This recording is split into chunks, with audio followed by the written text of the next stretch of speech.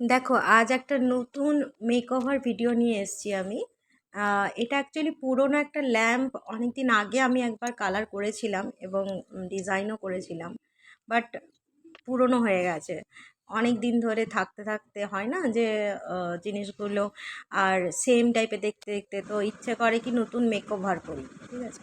তো সেই জন্য আজকে এই পুরনো ল্যাম্পটাকে ঘষে মেজে আবার নতুন করে মেকওভার করার কাজে লেগে পড়েছি আমি।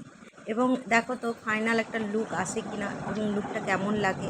আসলে দিওয়ালি বা ফেস্টিভ্যালের আগে দেখবে আমাদের সকলেরই একটু ইচ্ছে করে চারদিকটা কালারফুল করে তুলি। তো সেইভাবেই একটা চিন্তাভাবনা থেকে আমি এটাকে কালার করার চেষ্টা করেছি।